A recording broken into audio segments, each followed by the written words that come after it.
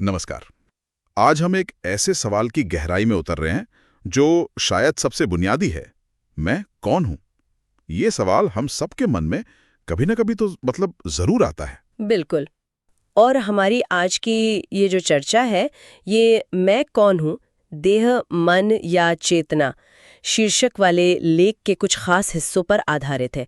ये लेख पहचान की परतों को आप कह सकती हैं खोलने की कोशिश करता है। हाँ, तो हमारा मकसद भी यही है इस बातचीत से कि ये समझें कि हमारी पहचान ये शरीर और मन की जो सीमाएं हैं, इनसे कितनी आगे जा सकती है। लेख में वेदांत और आधुनिक विज्ञान दोनों के कुछ दिलचस्प नजरिए हैं, हम उन्हीं पर बात करेंगे। जी, शुरुआत वहीं से करते हैं जहां से ज्यादातर लोग अपनी पहचान को जोड़ते हैं, जैसे अपना नाम, उम्र, शक्ल, सूरत, है ना।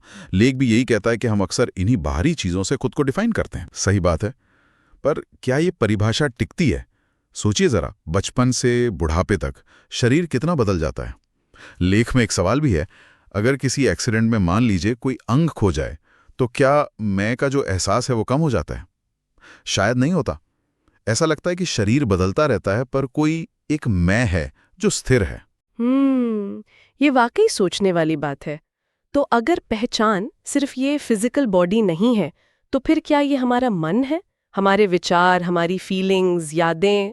लेकिन लेख इस पर भी सवाल उठाता है, हमारे विचार और भावनाएं, अरे वो तो शरीर से भी ज्यादा तेजी से बदलते हैं। जैसे वो कहते हैं ना, कल जिनके लिए आंसू बहाए आज उनका ख्याल भी नहीं आता। तो जो चीज इतने बदलती रहती है, इतनी अस्थिर है, क्या वो हमारी असली पहचान हो सकती है? ये थोड़ा कंफ्यूजिंग लगता है। बिल्कुल। और यहीं पर अलग-अलग दर्शन और विज्ञान अपनी अपनी बात रखते हैं। जैसे अगर विज्ञान की बात करें तो वो अक्सर मन को ब्रेन की एक्टिविटी के तौर पर देखता है, एक बायोलॉजिकल प्रोसेस। पर वेदांत का नजरिया इससे काफी अलग है। हाँ, वेदांत का एक बहुत ही पावरफुल सूत्र है कि व्यक्ति सोचने वाला नहीं है, बल्कि विचारों को देखने वाला है। मतलब, तुम वो नहीं हो जो सोच रहे हो, तुम तो वो हो जो सोच को देख रहा है। ये दृष्टा या साक्षी होने का आइडिया, ये तो पूरी सोच ही पलट देता है। सही कहा। तो अगर व्यक्ति न शरीर है, नहीं मन, तो फिर क्या है, कौन है? यही वेदांत अपने सबसे गहरे सिद्धांत पर आता है, तत्त्वम् असि, जिसका अर्थ है वह, मतलब वो परम चेतना तुम हो। ये पहचान को व्यक्ति की सीमाओं से निकालकर एक यूनिवर्सल कॉन्शियसनेस से जोड़ देता है। ये कहता है कि असली मैं वो है जो बदलता नहीं, वो चेतना है। तो इसका मतलब ये हुआ कि असली में वो अवेयरनेस है, वो चेतना, जो शरीर के बदलने, मन के विचारों और भावनाओं के आने जाने को बिना बदले, बिना किसी असर के सिर्फ देखती है। जैसे कोई कोई दर्शक फिल्म देख रहा हो। हाँ, कुछ कुछ वैसा ही समझ लीजिए। वो दृष्टा जो हर अनुभव का साक्षी है, पर खुद उन अनुभवों से परे है, उनसे अछूता है।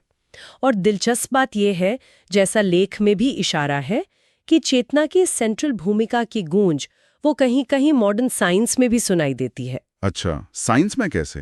ये तो फिलॉसफी जैसा लगता है ज्यादा। देखिए, लेख क्वांटम फिजिक्स के ऑब्जर्वर इफेक्ट का जिक्र करता है। अगर आसान शब्दों में कहें तो ये देखा गया है कि क्वांटम लेवल पर किसी पार्टिकल की स्थिति या व्यवहार उसको देखे जाने पर, मतलब ऑब्जर्व किए जाने पर निर्भर करता है।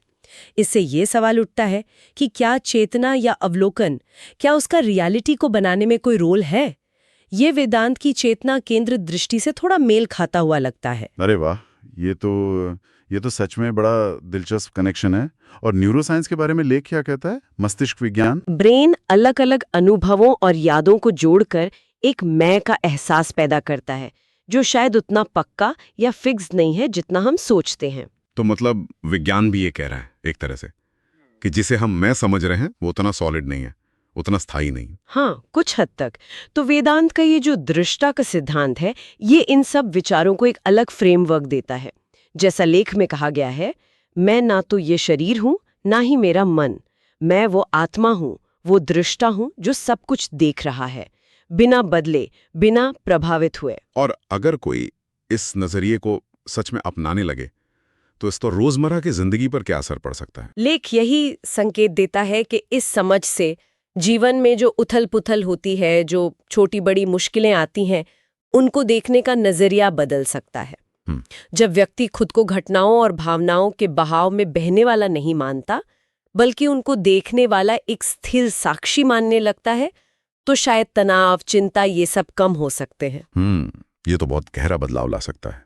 तो संक्षेप में कहें तो पहचान की ये जो खोज है, ये हमें सतही पहचानों से, मतलब शरीर और बदलते मन से परे ले जाती है, उस स्थिर साक्षी चेतना या दृष्टा तक पहुंचाती है जो इन सब का आधार है।